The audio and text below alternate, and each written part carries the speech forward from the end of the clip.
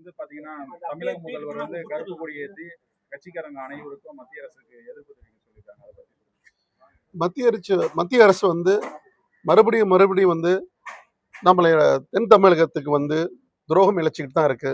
எப்படியாவது வந்து நம்மளோட குரலை வந்து நசுக்கிறதா அவங்களோட நோக்கமா இருக்கு.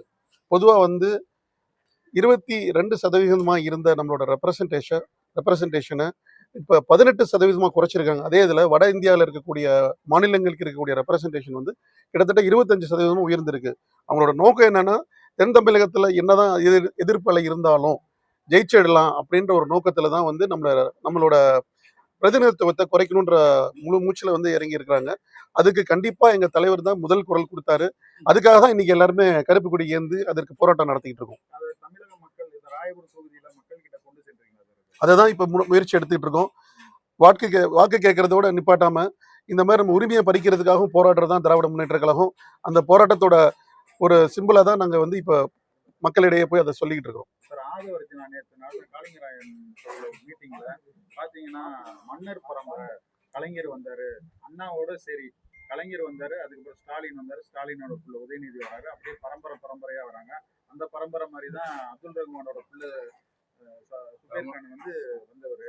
உங்களுக்கு எல்லாம் கஷ்டம்ன்றது தெரியாது, எங்க வேட்பாளர் வந்து ஆட்டோ டிரைவரு, ஒரு கஷ்டம் தெரியும், பொதுமக்களோட அக்கறை இல்லையா? சரிங்க, அவர் வந்து ஒரு ஆட்டோ டிரைவர், நான் ஒரு மருத்துவர், நான் பல லட்சம் மக்களை வந்து 20 வருஷமா சந்திச்சவன். ஜாதி மதம் இனம் மொழி எந்த வேறுபாடு இல்லாம எல்லாரையும் ட்ரீட் பண்ணவன் தான். நானும் ஒரு கவர்மெண்ட் ஹாஸ்பிட்டலில் ஒர்க் பண்ணவன் தான். எத்தனையோ வந்து நலத்திட்ட உதவிகள் கொடுத்துருக்கிறேன். எத்தனையோ இடத்துல போயிட்டு மக்களுக்காக இலவச சேவை பண்ணியிருக்கிறேன். நீங்களே கேட்டு பார்க்கலாம், தெரிஞ்சிருக்கும். எத்தனையோ இடத்துல வந்து மருத்துவ முகாம் நடத்தி அவங்களுக்கு நல்ல சுகாதாரத்தில் உண்டான வைத்தியம் பார்த்துருக்கிறேன். அதுவும் இல்லாமல் உதவி நலத்திட்ட உதவிகளும் நடத்தியிருக்கேன். எப்பயுமே திராவிட முன்னேற்ற கழகத்தை வந்து எல்லாருமே சொல்றது இது ஒன்று தான். அது வந்து ஏதோ மன்னராட்சி அப்படின்றாங்க. அது அப்படி கிடையாது. எங்க அப்பா வந்து அவர் வந்து மாணவராக இருக்கிற காலத்திலே வந்து அமெரிக்கன் கல்லூரியில் படிச்சுக்கிட்டு இருக்கும்போது இந்திய எதிர்ப்பு போராட்டத்தில் தன்னை திமுக இணைச்சிக்கிட்டவர். அப்ப இருந்து நிறைய போராட்டங்கள், இந்த இலங்கை தமிழருக்காக போராட்டம், இந்திய எதிர்ப்புக்காக போராட்டம், இந்த மாதிரி ஒரு விதமான நேரத்தில் வந்து மக்களுக்கு உண்டான கோரிக்கைகளுக்காக போராட்டம் நடத்தினவர். சட்டமன்றத்தில் மக்களுக்காக குரல் கொடுத்தவர். 5 முறை சட்டமன்ற உறுப்பினராக இருந்தவர். அவர் வழியில தோன்றலாம் வந்தவன், அரசியல் வாழ்க்கையில வளர்ந்தவன். நான் ஒரு மருத்துவத்துறையில 20 வருஷமா இருந்தேன். அவர் சொல்றாரு, அவரோட தலைவர் உச்சத்தை விட்டுட்டு வந்து நானும் உச்சத்தை விட்டுட்டு தான் தமிழ் மக்களுக்காக சேவை செஞ்சுட்டு வந்திருக்கேன். 20 வருஷமா நானும் டாக்டரா இருந்தவன் தான், மக்களை சந்திச்சவன் தான், மக்களுக்காக ட்ரீட்மெண்ட் பண்ணவன் தான். அது மட்டும் இல்ல, எங்க அப்பா இறந்ததும் கழகத் தலைவர் அவர்கள் வந்து எனக்கு வந்து மருத்துவமனையில இணை செயலர்னு பொறுப்பு கொடுத்தாங்க.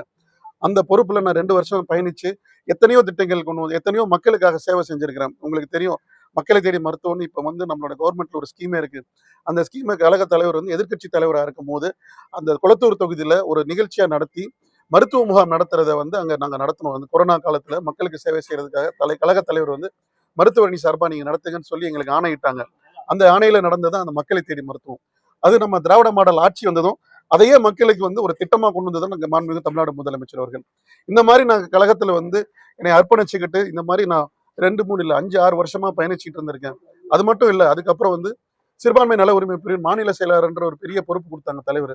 அந்த பொறுப்புலையுமே வந்து 3 வருஷமா வந்து சிறுபான்மை மக்களுக்கு உண்டான கோரிக்கையெல்லாம் தலைவருக்கு எடுத்துட்டு போய் அவங்களுக்கு தேவைகள்லாம் செஞ்சுட்டு மக்கள் பணி ஆற்றுறதுனால தான் எனக்கு இந்த பெரிய வாய்ப்பா இந்த ராயபுரம் சட்டமன்ற தொகுதியில வந்து வேட்பாளராக இருக்கிறதுக்காக எனக்கு வாய்ப்பு கொடுத்தாங்க. வெறும் ரஹ்மான் கான் மகனா இருக்கிறதுக்காக மட்டும் கழக தலைவர் வந்து என்னைக்குமே வந்து பொறுப்பு கொடுக்கல. நானும் கழகத்துல இறங்கி மக்களுக்காக வேலை செஞ்சதை ஒரே காரணத்துக்காண்டி தான் இந்த பொறுப்பு கொடுத்துருக்காங்க.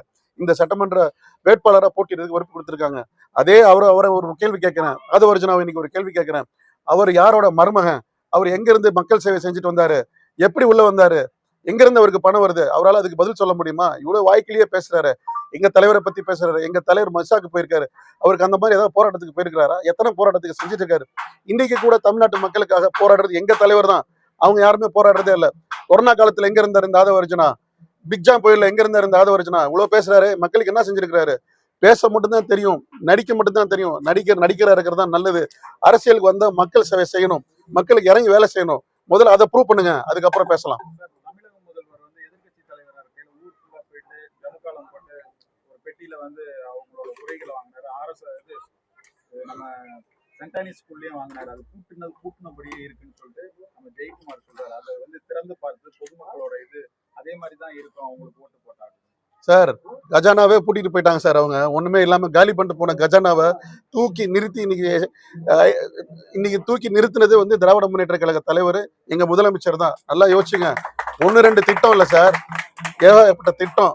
மகளிர் உரிமை தொகை, அதே மாதிரி மக்களை தேடி மருத்துவம், நம்மை காக்கும் 48, காலை உணவு திட்டம், அதே மாதிரி மகளிருக்கான விடியல் பயணம், நான் முதல்வன், தவ புதல்வன், இந்த மாதிரி ஏகப்பட்ட திட்டங்கள் அறிவிச்சிட்டாங்க. இதெல்லாம் தெரியாமையா சார் பண்ணியிருக்கிறாங்க? அதுவும் ஒரு திட்டங்கள் நீங்க மக்கள் கிட்ட போய் கேளுங்க. ஒரு மக்களும் சொல்லுவாங்க, ஒரு வீட்டுல ஒரு திட்டமாவது அவங்களுக்கு போய் பயனடைஞ்சிருப்பாங்க. அதோடு மட்டும் இல்ல, திராவிட மாடல் 2.0 திருப்பி திட்டங்கள் இருக்கு, நிறைய வளர்ச்சி இருக்கு. அதெல்லாம் அவங்க எங்க யோசிக்கிறாங்க? குறைகள் கேட்டதுனால தான் சார் நிறைஞ்சிருக்கு இன்னைக்கு. குறைகள் கேட்காம எதையுமே மக்களுக்கு நிறைய இல்ல. கேட்காம செய்யறதுதான் எங்க தலைவர். கேட்கிற வரைக்கும் சும்மா இருக்க மாட்டாரு. வாக்களிக்காதவங்களுக்கு செஞ்சவர் தான் எங்க தலைவர். உங்களுக்கு தெரியும், நிறைய இடத்துல போயிட்டு வாக்களிக்காத மக்களுக்கு நான் செய்யறேன், வாக்களிச்சவங்களுக்கு மட்டும் நான் செய்ய மாட்டேன்னு சொன்னவர் தான் எங்க தலைவர். சொல்றது மட்டும் இல்ல, செயல்ல காட்டுறது எங்க தலைவர் தான். 10 ஆண்டு காலமா மூடி இருந்தது